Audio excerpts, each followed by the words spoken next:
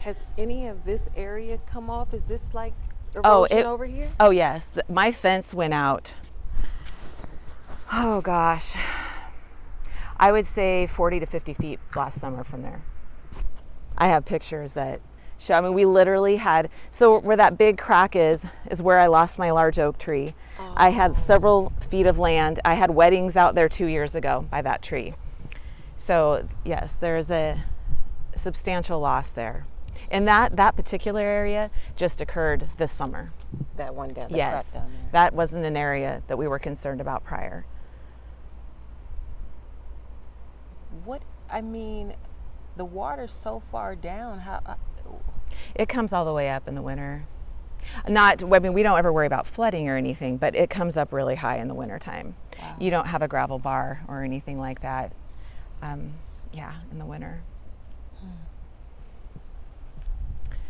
So we can kind of, if you're comfortable, we can just kind of walk over this little bit of fencing here. Sure.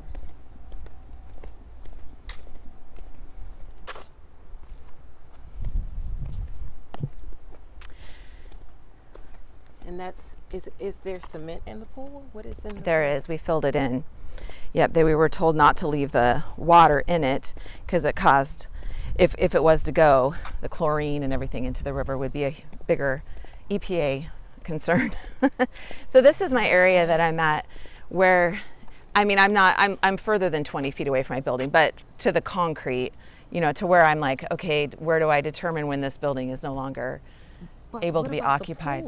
It's gone forever. I'm saying it's less than 20 feet from the pool. Oh, right? Yeah. No, it's taken. So I had a fence. That was the third time I moved it where you can see that post that's by itself. Yeah. That's the third time I moved it in. So you can imagine it went out very far. I can no longer use it, not just because I filled it in, but for having a pool, you have to have a certain amount of concrete decking, and I lost it all. So it goes right up to the pool.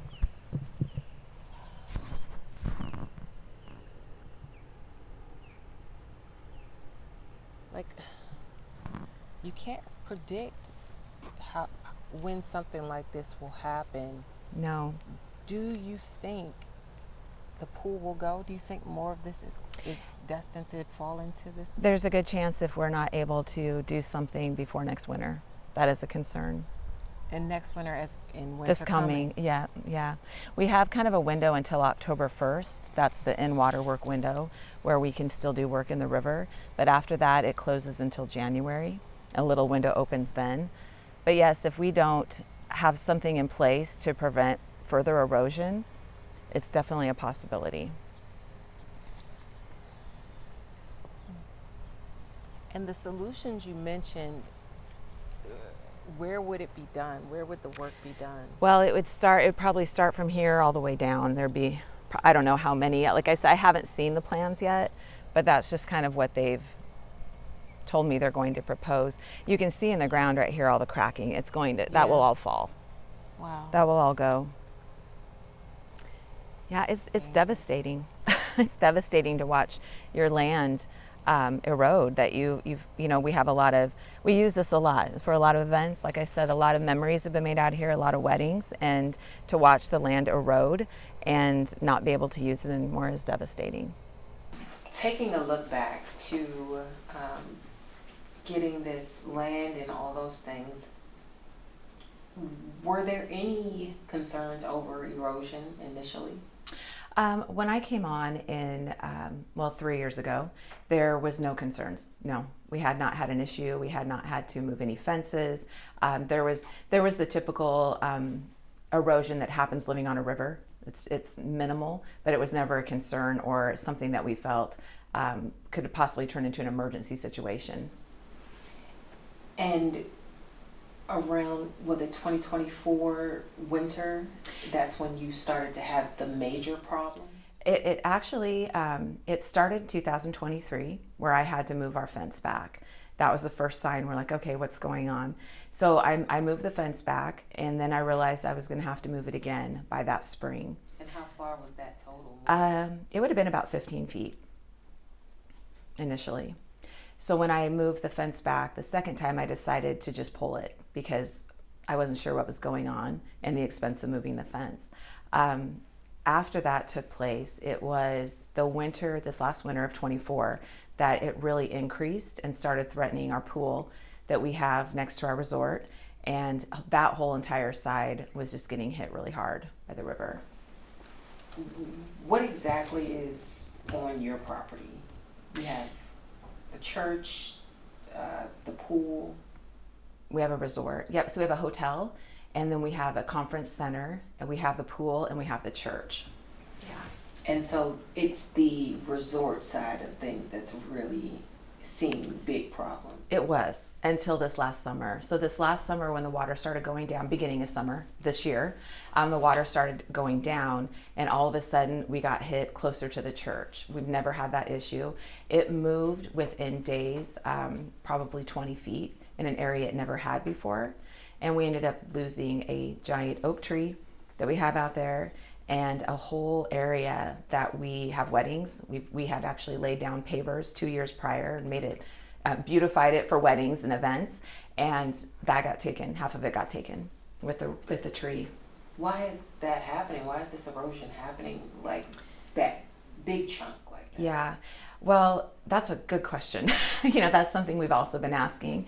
We're working with an engineering firm who is actually doing testing to kind of try to determine why the impact is as such and why it started just 2 years ago.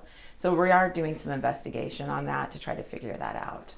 What is that engineering firm's name? Wolf River Water Resources. Okay. And so in total, roughly, you've lost 30 feet since the church has been here. We've lost 70 feet. You've lost 70 feet since the church has been here. Yeah, yeah, and you'll be able to see it. So it's been chunks of like 25, 30 over the last couple of years, but total it's been probably closer to 70.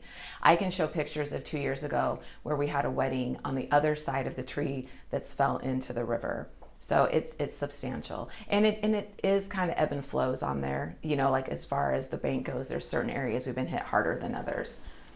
And so, since this has all taken place, I know that you reached out to FEMA. FEMA directed you to the Army Corps of Engineers. Yeah. The Army Corps of Engineers denied you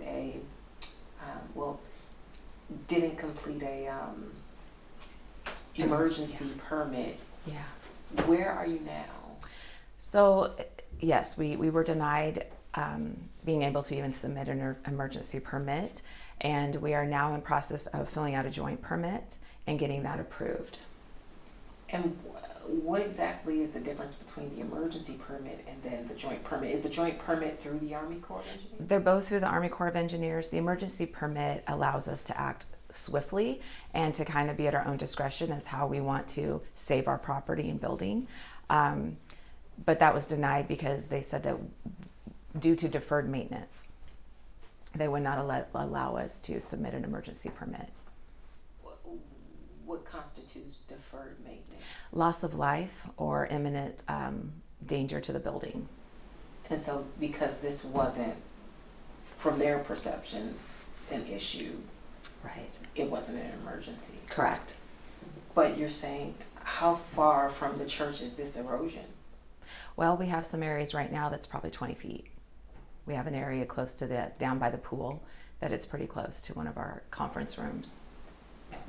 How close is the Army Corps of Engineers saying it needs to be for it to be potentially impactful to structure? That's a good question. I haven't really been able to figure out who determines when it gets too close to a structure and how we go about deciding if a building cannot be occupied any longer. So I guess I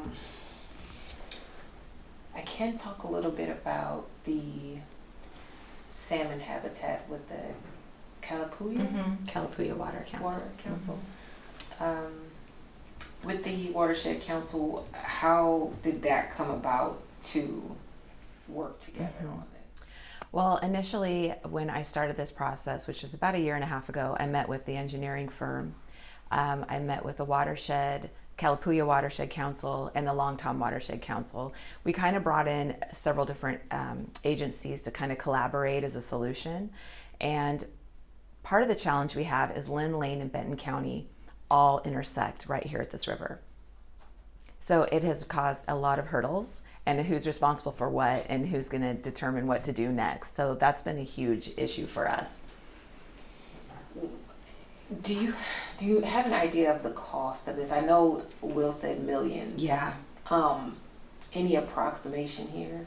We really don't, because they're still in design phase, and so I haven't been able to actually figure out cost of material and cost of labor and what that's going to look like. But due to the material we have to use in the river and what we're going to need to do to slow down the flow, yes, it's going to be a lot of money. What exactly do you need to do? Well, kind of what that they're proposing, and I'm going to use this wrong verbiage because I don't know their lingo.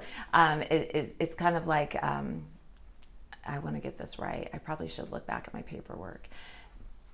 But the process of it would be putting out kind of like rock dams, small rock dams off of the shore that would slow the flow and kind of push it away from the bank. And so this partnership, creating a salmon habitat, would at least, it wouldn't fund getting it done, but it would at least allow for the remediation. It would open up grant opportunities. So our first phase, just to get it stabilized, to get us through next winter, because we're not sure we will make it through another winter, honestly, that will be on us completely. The second phase is a 2 to 4 year process to get completed, and they're believing that through OWEB, the Watershed Council would be able to get a grant for salmon habitat restoration, which would then remediate our bank as well. So the first phase of this is on the church? Yes. Yeah.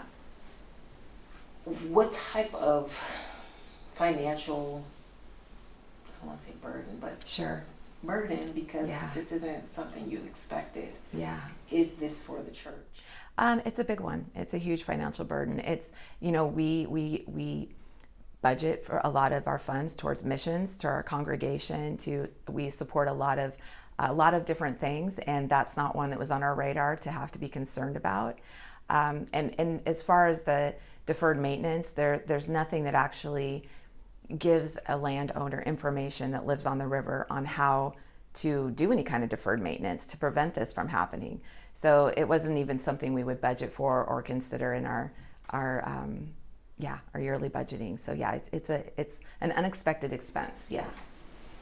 I know that you had to get your neighbors along the river in agreement with this effort. What was that process like? Well, they've been amazing and wonderful. They don't actually know exactly what we're doing because I don't have in hand the design phase yet, what we're doing. But they're all wanting to work with us and willing to. Again, it will have impact on their land. We don't know what that looks like until the engineer submits it to me, but it will have impact on them as well, whatever we do. Whatever we do on this side of the river will affect the other side of the river. And if this work doesn't end up getting done, if this permit isn't approved, what happens?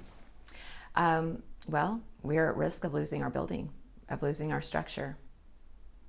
And honestly, we are at risk of, the most concern for me right now is that our pool will float down the river. And we either have the option of putting in something to prevent that I would probably be fined for, or taking the risk of not doing that it may float down the river and being fined for that. So it's kind of a no-win deal on that.